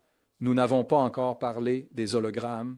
L'univers, nous savons que ce champ d'information sous-jacent à notre existence, le champ auquel nous nous accordons, il est fractal, il est holographique et il est aussi intriqué. C'est pourquoi nous sommes tous connectés. Le prix Nobel de physique 2022 a été décerné aux physiciens qui ont reconnu la nature intriquée de notre univers, que nous sommes tous connectés de cette manière. Donc, dans un hologramme, chaque élément de l'ensemble est reflété dans les parties comme vous l'avez justement identifié. Donc oui, c'est la bataille en nous qui se joue dans la bataille autour de nous, parce qu'ils sont tous connectés. Et lorsque nous guérissons cette bataille intérieure, alors cette guérison se reflète dans la politique que nous choisissons. Elle se reflète dans la technologie que nous développons, parce que cette technologie reflète la vérité profonde de notre relation avec le cosmos. Amiante. Alors que nous guérissons cette bataille en nous, cela se reflète dans la façon dont nous guérissons nos corps. Cela se reflète dans la façon dont nous développons nos communautés, que nous développons nos nations et dans la manière dont nous résolvons nos problèmes. Donc la réponse est oui, les deux sont vrais en même temps. Là où nous nous trouvons maintenant, c'est que pour beaucoup de gens, chacun apprend différemment et c'est ça qui est beau, nous apprenons tous différemment. Certaines personnes qui sont très concentrées sur le monde extérieur, et elles et eux, et c'est ainsi qu'ils arriveront à cette compréhension. Certaines personnes, sont très centrées sur le monde intérieur. Elles disent, ce monde-là dehors est trop grand, je ne peux rien faire, mais ici, je peux. La vérité est que les deux sont vrais. Là où cela converge, c'est comme un élastique, Michael, qui a été tendu à l'extrême, quelque chose doit céder, et nous voulons survivre.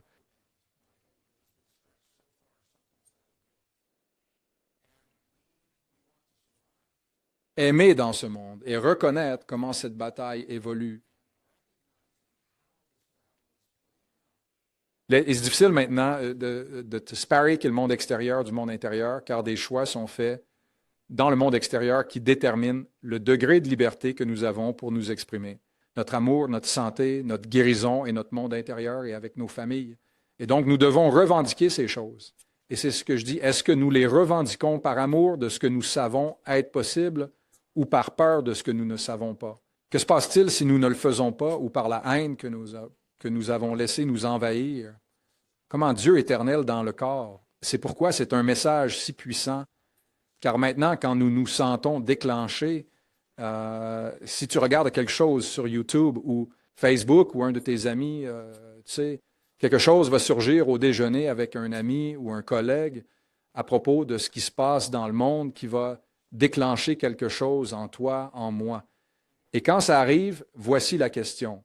Comment Dieu éternel dans le corps répond à ce qui vient d'apparaître à ma porte, ou si tu reçois un diagnostic de santé effrayant et tu dis comment Dieu éternel dans le corps répond à l'illusion de la maladie que je peux exprimer dans le monde physique en ce moment, car au niveau du plan, nous sommes déjà guéris.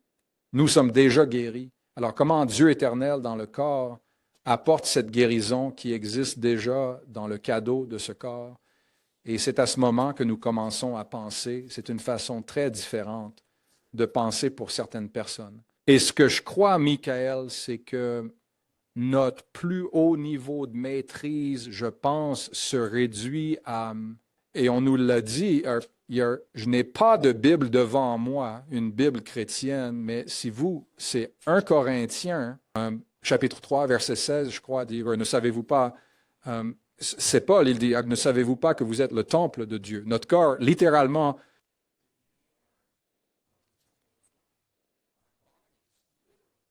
en tant qu'archéologue, quand j'ai étudié les civilisations anciennes et qu'ils ont des temples, le sanctuaire le plus intérieur de chaque temple a un nom. Il s'appelle le Saint des Saints. Et c'est là que les bonnes choses se passent dans ce temple. Le temple de nos corps. Nos cellules, le noyau de nos cellules sont le Saint des Saints à l'intérieur de notre corps parce que c'est dans le noyau de nos cellules que nous préservons la confiance sacrée du message qui nous a été donné il y a 200 000 ans. Quand nous oublions qui nous sommes Dieu éternel dans le corps. Et je pense qu'un des plus grands niveaux de maîtrise, pour revenir à ça, est quelle est notre tâche.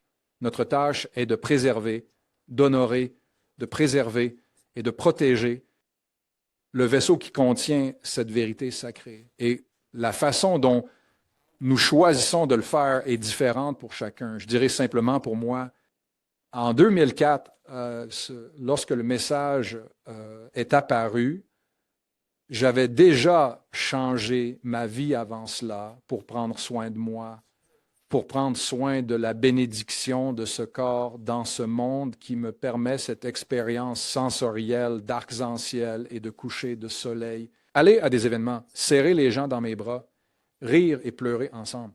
Vous ne pouvez pas faire ça si vous n'êtes pas dans un corps. Et ce n'est pas très amusant si vous êtes dans un corps qui est cassé.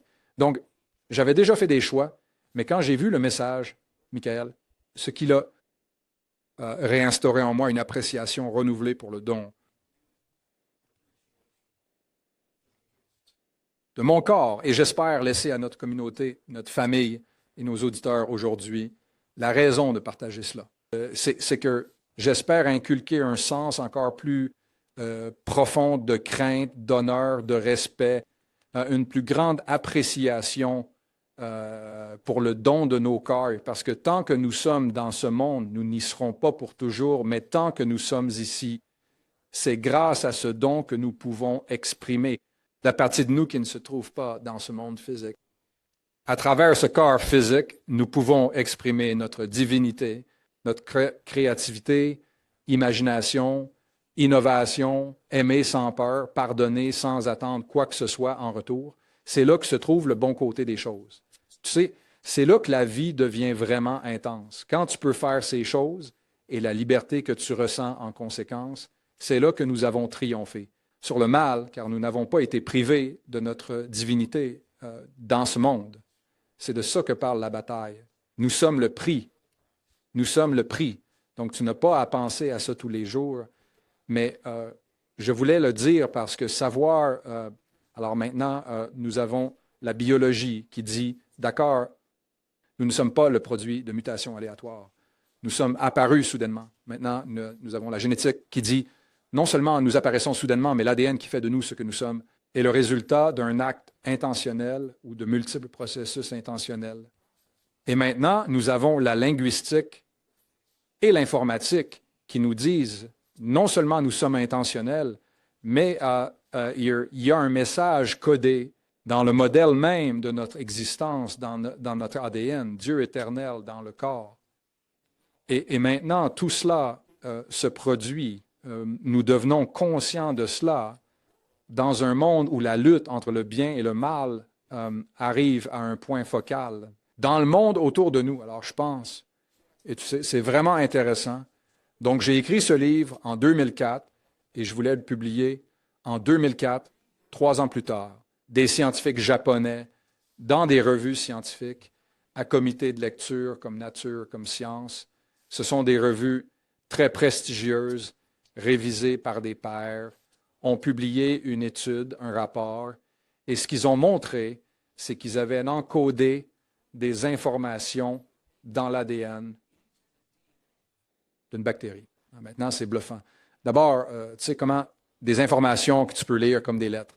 Comment cela passe-t-il dans la substance collante, gluante et humide à l'intérieur d'une cellule? Mais ils l'ont intégré, ils ont fait ça, et je vais expliquer comment ils l'ont fait dans un instant. Et les concepts, l'information dans l'ADN d'une bactérie vivante, ils ont utilisé cette bactérie car elle passe par de nombreuses générations en quelques heures seulement. Ainsi, en une semaine, tu peux passer par des centaines ou des milliers de générations de bactéries en un temps relativement court. Puis ils ont pris ces générations ultérieures, les descendants de l'original où l'information a été insérée. Ils les ont prises et ont retiré cette information. Elle était intacte et lisible. Alors, le premier message était vraiment court. C'était Einstein, c'était E égale mc au carré. Et puis, il y avait la date 1905 quand ça s'est passé. C'était le premier message. Maintenant, ce qu'ils ont trouvé, c'est que l'ADN est un support de stockage plus efficace que la mémoire flash dans nos ordinateurs parce qu'il est tridimensionnel. C'est une molécule tridimensionnelle. Et une fois que l'information est encodée, elle est sécurisée, elle est intacte, elle est transparente, elle est immuable. Nous aurons ce message une fois qu'il est dans l'ADN. Tant que cet organisme est vivant, il ne consomme plus d'énergie pour le préserver. Et le plus incroyable, une fois que cette information est dans ce génome, elle durera pour toujours. Tant qu'un de ces organismes vit, l'information est là. Ma question était, est-ce que c'est ce qui nous est arrivé? Est-ce que l'intelligence qui a fusionné le chromosome 2, modifié le chromosome 7 et toutes ces autres choses, est-ce que cette intelligence nous a dotés d'informations de la même manière que nous le faisons maintenant avec ces bactéries, en sachant qu'elles seraient intactes et sûres jusqu'au jour où notre technologie évoluerait au point que notre réflexion nous permettrait de franchir les frontières traditionnelles des sciences pour que nous puissions la voir? Apparemment, la réponse est oui. Donc, mon livre est sorti en 2004 et j'ai posé cette question. En 2007, un scientifique japonais a dit « Hey, regardez ce qu'on a trouvé. C'est possible de faire ça. » Ils ont eu des ordinateurs 70 ans. Qu'est-ce que cela signifierait pour une civilisation très avancée qui aurait peut-être des ordinateurs depuis 1000 ans, ce qui n'est rien, ou 5000 ans pour une civilisation? Qu'est-ce que cela signifierait? Alors, cela ouvre la porte à beaucoup de possibilités vraiment profondes et magnifiques. Et c'est une façon de penser très différente. Et pour certaines personnes, c'est une manière difficile de penser. Pour certaines personnes, c'est la bienvenue. La confirmation de ce qu'ils ont toujours senti à être vrai dans leur cœur. Quelque chose sur quoi appuyer cette croyance dans le monde physique. Cela nous donne ce quelque chose. Merci. Tant de bonnes questions. Essayez de rester concis pour le moment ici. Faisons le tour de table. Nous avons le temps. Faisons le tour de table. Donc, j'ai posé les bases de toutes les grandes choses. Nous pouvons y revenir comme vous voulez. Tour de table rapide. D'abord, qui a pris, et je vais parler de personnes, vous devez lire les livres pour bien comprendre cela. Vous êtes censé avoir des télomères à chaque extrémité. Quand on parle des génomes, on en a un qui a un télomère au milieu. Attendez une seconde. Cela n'a rien à faire ici. Et qu'ils étaient potentiellement collés ensemble. Qui l'a pris? Qui a fait ça? Qu'est-ce que vous, et vous avez exposé dans votre livre, 5 ou 6 ou 7 hypothèses différentes. Quel est votre avis? En tant que scientifique, ce que je peux dire, c'est ceci. C'est intentionnel. Nous sommes le produit d'une intelligence. Nous en sommes un exemple. D'une technologie douce, très avancée et technologiquement sophistiquée. C'est tellement avancé que la plupart des gens ne nous considèrent même pas comme de la technologie, d'accord? Nous sommes, et nous ne connaissons pas le potentiel de ce que nous sommes. Alors, comme les puces d'ordinateur, j'ai beaucoup de respect pour les ordinateurs. Sont-ils rapides? Oui. Sont-ils efficaces?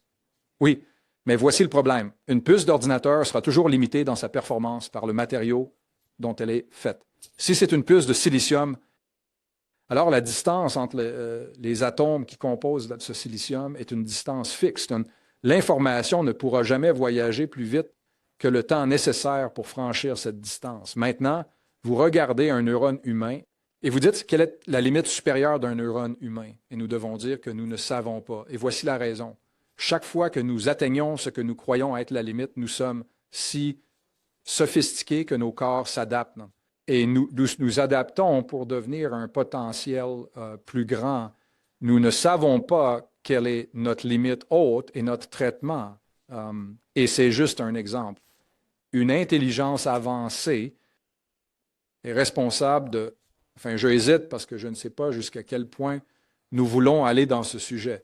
C'est là que la science commence à révéler et confirmer ce que les mots de certaines de nos traditions spirituelles les plus anciennes et précieuses nous ont toujours dit. C'est que nous sommes le produit d'une conception intelligente. Il semble que nous soyons uniques parce que nous sommes une espèce hybride, apparemment. Ce n'est pas courant.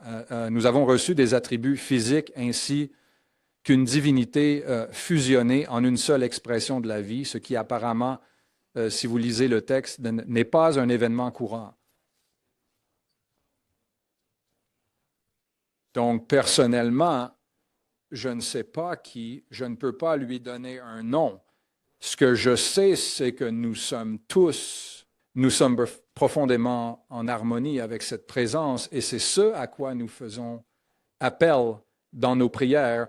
C'est ce que nous invoquons lorsque nous accédons à notre moi supérieur et des choses comme ça. Et je ne sais pas si c'est vraiment important parce que le point est que nous sommes là maintenant temporairement pour faire quelque chose. Et toutes ces traditions disent, Monet, que nous ne serons pas ici pour toujours. Ceci est temporaire. Nous sommes ici pour apprendre quelque chose dont nous aurons vraiment besoin quand nous arriverons où nous allons. Quels sont les thèmes communs? Je ne peux pas m'empêcher de penser que les thèmes communs de l'amour, assurément, notre capacité à triompher sans succomber aux forces du mal qui sont à l'œuvre. Et quand je dis le mal, ce n'est pas juste une idée métaphorique. Ce sont des forces réelles, littérales, du mal dans notre vie que nous rencontrons.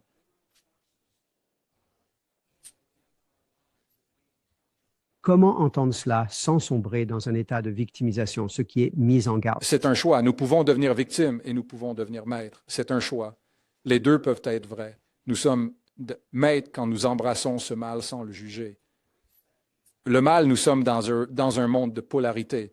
Lumière et obscurité, bon et mauvais, bien et mal, tout fait partie du mélange. Quand nous pouvons être en présence du mal sans donner notre pouvoir à ce mal, sans succomber à ce mal, et nous le faisons grâce à la connaissance de qui nous sommes. Nous sommes Dieu éternel dans le corps marchant sur cette terre. Et j'ai été en présence du mal. J'ai été en présence d'un être maléfique tridimensionnel physique. La première fois que c'est arrivé, je n'étais pas préparé. La deuxième fois, le résultat était complètement différent. J'étais préparé parce que je sais qui je suis et j'apprends encore ce que cela signifie. Qu'est-ce que cela signifie d'être Dieu éternel à travers le corps? Nous sommes encore en train d'apprendre exactement ce que cela signifie. Ce que je sais, c'est que tout ce qui tente de me voler ou de cacher, voler mon humanité ou voiler mes expressions divines dans ce monde n'est pas bon pour moi et ce n'est pas vers là que je veux aller. Vous utilisez il y a quelques minutes qui semble extrêmement important. En fait, le mot est extrêmement important. Vous utilisez le mot accordage et donc je me demande ce qui a été à imprimer, quels autres mots, quels autres accords ont été imprimés dans notre ADN que nous connaissons à ce stade. Peut-être encore plus important, quelle est l'importance des mots et de la fréquence des mots comme outil, au-delà d'un outil, comme un tout pour changer notre énergie et nous ramener à un état de pouvoir? Oui, deux questions, de très bonnes questions, Michael, merci. La première est que nous sommes une technologie douce, tellement avancée, tellement sophistiquée technologiquement, que nous avons le pouvoir de créer notre propre accordage. Et nous le faisons par le processus que nous appelons épigénétique. L'épigénétique est la science qui nous dit, c'est pourquoi j'ai dit ce que j'ai dit.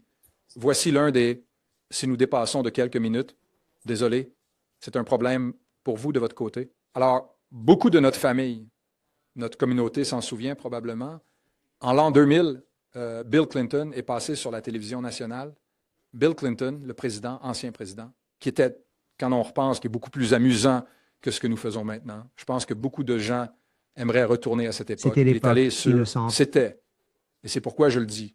Il est passé à la télévision nationale et il a fait quelque chose que très peu de présidents ont jamais, rarement fait. En tant que président d'une nation, il a fait une annonce scientifique qui annonçait la découverte scientifique et c'était le séquençage du génome humain. Et c'était une découverte incroyable. Cependant, l'autre côté était que les scientifiques s'attendaient à ce que la pensée était qu'il y avait un gène qui produit une protéine dans le corps humain. Et il y a plus de 400 protéines uniques dans le corps humain. Et donc, non, il y a combien? Je ne sais pas si je l'ai 100 000, c'est ça? D'accord, il y a plus de 100 000 protéines dans le corps humain. D'accord, le 400 arrive dans une minute. Il y a plus de 100 000 protéines uniques dans le corps humain. Donc, un gène produisant une protéine, l'attente était que lorsque nous cartographions le génome humain, nous regarderions plus de 100 000 gènes pour toutes ces protéines. Et les entreprises pharmaceutiques devenaient folles car, dans leur esprit, elles pensaient, OK, voici 100 000 nouveaux médicaments. Tu sais, ça va nous durer un siècle pour faire ces choses-là. Donc, voici ce qui s'est passé. Quand Clinton a annoncé la fin du projet, les chiffres, c'est bien trop loin. Je veux dire, il n'était pas simplement un peu décalé. Ce n'était pas une erreur d'arrondi. Ils étaient si loin que cela a indiqué aux scientifiques qu'ils se trompaient dans leur réflexion. Le corps humain, aussi complexe que nous soyons, nous n'avons qu'environ 24 000 gènes. Et il disait, comment ça, je veux dire, un ver commun ou une mouche a quelque chose de comparable. Il y a une forme de plante de lotus qui est moins complexe que nous. Elle a 40 000 gènes pour constituer ce lotus. Donc, on est censé être la forme la plus élevée, la forme de vie la plus complexe. Et comment se fait-il qu'on n'ait que 20 000? Où sont le reste de nos gènes? Comment se fait-il qu'on n'ait que 24 000 gènes? C'est la réponse à votre question. Slowly, on est sur la voie que... D'abord, ils ont dû admettre qu'ils avaient peur et c'est difficile pour la communauté scientifique de le faire. Une fois qu'ils ont pu abandonner l'arrogance de penser que c'était un gène pour une protéine, ce qu'ils ont commencé à voir, c'est que chaque gène dans notre corps, ce n'est pas un gène statique, un gène fixe qui ne produit qu'une seule protéine. Nous sommes si avancés, si sophistiqués, que chaque gène dans notre corps peut produire jusqu'à 400 protéines différentes. C'est de là que venait ce chiffre. Un gène peut produire plus de 400 protéines différentes en fonction de l'environnement dans lequel il se trouve. C'est pourquoi 24 000 gènes peuvent produire 100 000 protéines, parce que ces gènes étaient capables, selon leur environnement, ils produiront l'ADN nécessaire. Qu'est-ce que cela signifie? Eh bien, l'environnement, bien sûr, cela peut être l'environnement physique, cela peut être l'environnement nutritionnel, mais l'environnement le plus puissant est l'environnement émotionnel et psychologique à l'intérieur du corps humain, comment nous nous sentons envers nous-mêmes, l'histoire que nous nous racontons et croyons se reflète dans le génome. Le génome est l'antenne qui nous accorde à notre divinité.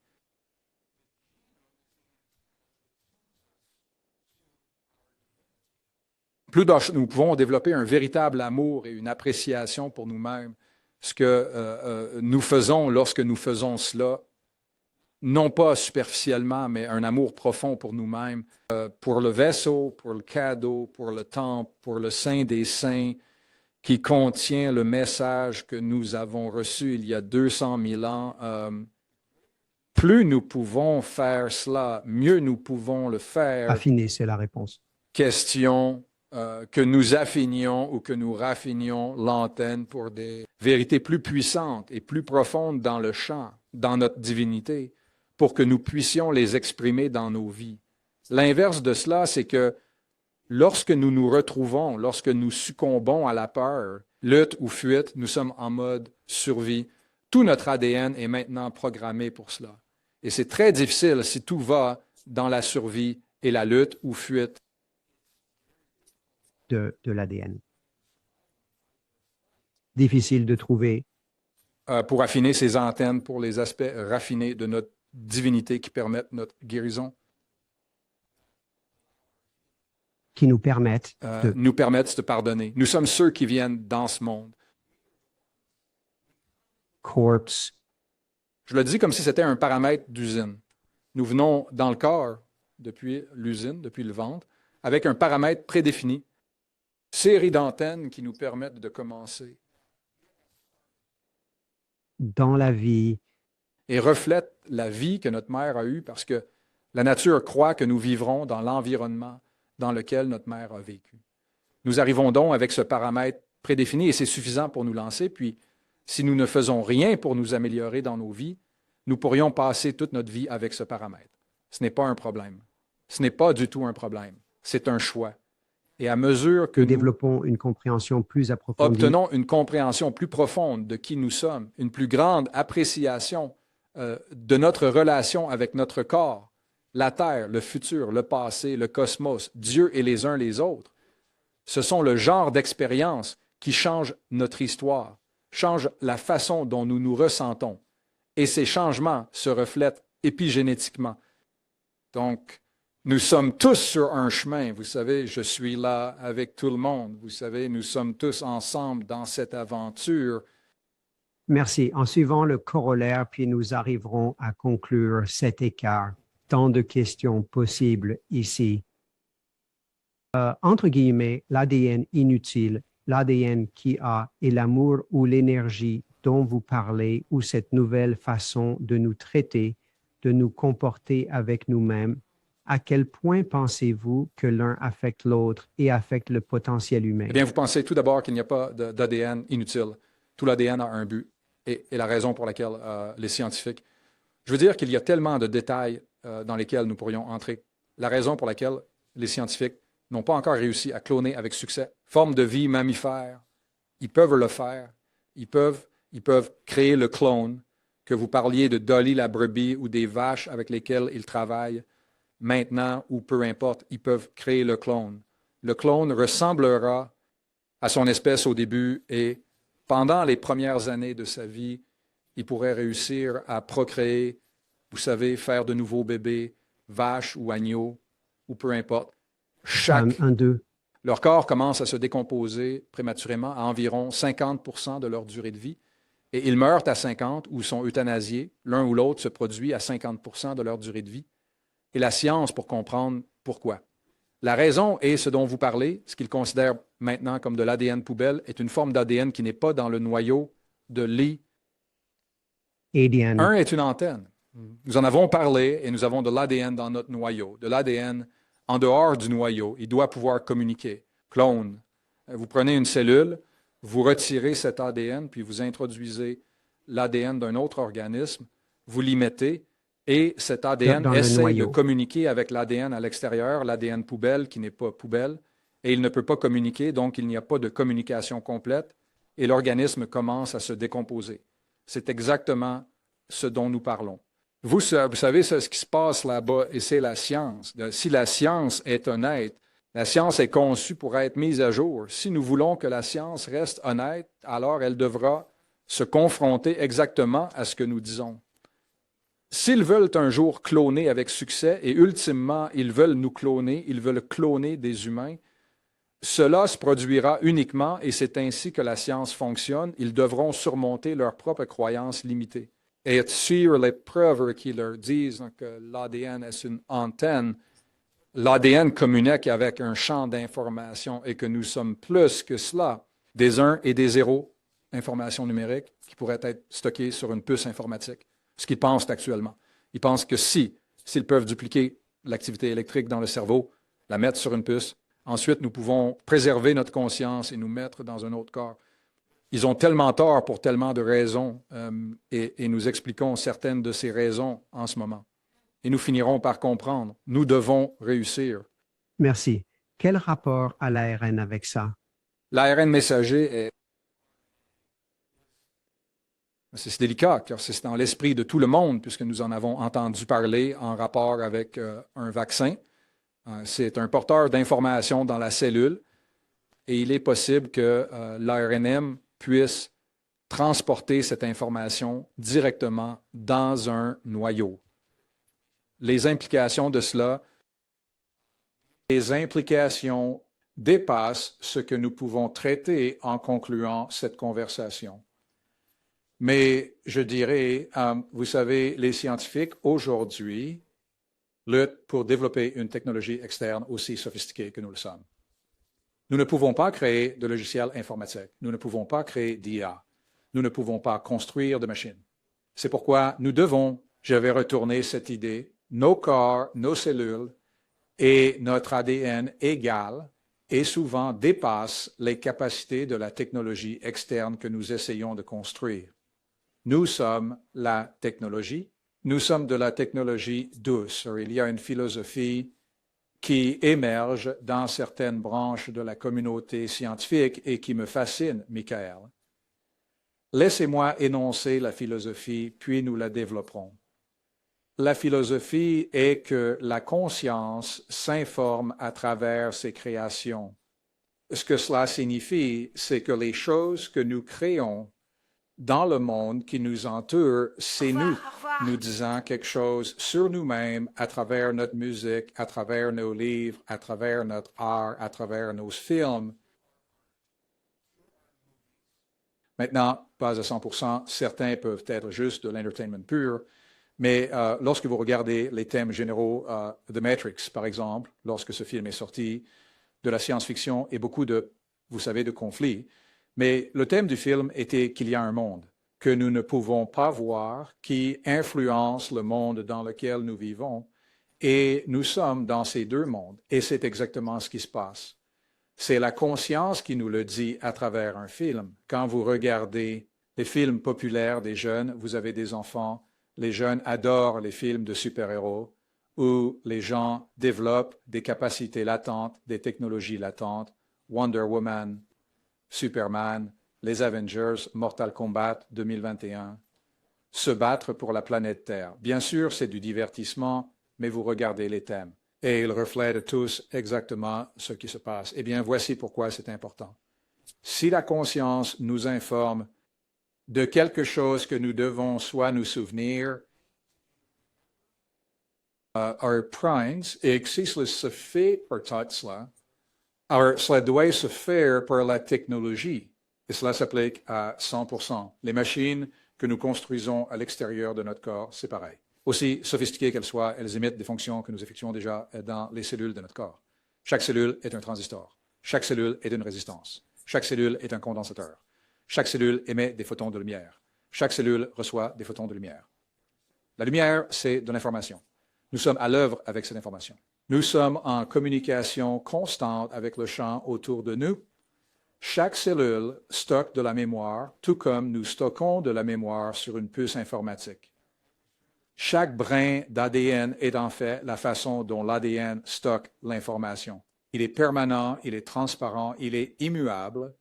Et si vous avez déjà entendu ces termes auparavant, c'est parce que la technologie blockchain sur laquelle repose la nouvelle finance décentralisée imite la façon dont l'information est stockée en temps réel dans l'ADN humain ou l'ADN de toute vie.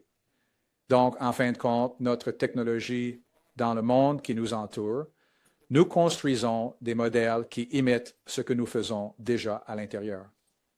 Que nous demandons-nous de nous rappeler? Que nous demandons-nous d'éveiller en nous à propos de nous-mêmes?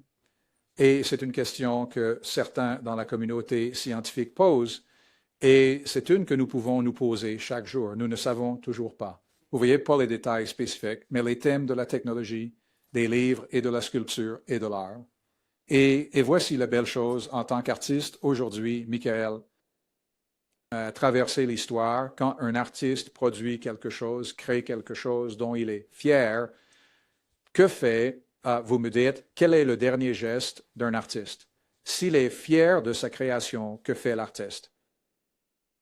Je le partagerai avec le monde. Ils le partagent avec le monde, ils y apposent leur signature. Ils vont signer leur marque ou leur nom sur une création dont ils sont fiers. S'ils n'en sont pas fiers, ils ne l'y mettront probablement pas. Le fait que nous ayons une signature dans l'ADN de nos corps, Dieu éternel dans le corps, me dit que celui ou celle qui est responsable de notre existence pense avoir fait du bon travail. Et ils sont fiers de la création. Et maintenant, tout juste maintenant, nous commençons à comprendre, peut-être pour la première fois en 200 000 ans d'histoire, que signifie être pleinement humain. Que signifie, en tant qu'humain pleinement capable, embrasser pleinement notre divinité. Le monde nous en donne l'opportunité dès maintenant et je pense que c'est un bon endroit pour conclure. Quand nous trouvons la vie apportant à notre porte les grands défis que nous affrontons tous en ce moment, et je ne veux en minimiser aucun. Nous avons de gros problèmes dans le monde et cela signifie de gros problèmes dans nos vies. Ça doit, et nous devons les affronter. Mais quand vous repensez à cette conversation et vous vous demandez comment Dieu éternel dans le corps gérerait cette situation, comment Dieu éternel dans le corps embrasserait cette situation, comment puis-je répondre de l'amour de ce que je sais être possible, plutôt que de la peur de ce qui se passe si je ne prends pas cette décision, ou la haine que je ressens, que mon monde a allumé en moi. Comment pourrais-je répondre de l'amour de ce que je sais être possible? Que suis-je en train de devenir dans cette situation? Suis-je devenu ce que je choisis de devenir ou quelque chose que je ne voudrais jamais être en 1 million d'années? Ce sont le genre de questions qui nous donneront le pouvoir de prendre de bonnes décisions de manière saine. Et je pense que c'est tout ce que nous pouvons nous demander, Michael, juste de devenir les meilleures versions de nous-mêmes et en fin de compte créer le meilleur monde possible. Et je pense que c'est là où nous allons tous avec toute cette histoire. Comment cela pourrait-il être mieux que ça? Alors Greg, ça a été brillant, ça a été magnifique. Où les gens peuvent-ils aller pour trouver ton travail, pour découvrir les prochains événements, pour tout ce que tu proposes? Tu sais probablement le meilleur endroit, c'est d'aller sur le site web.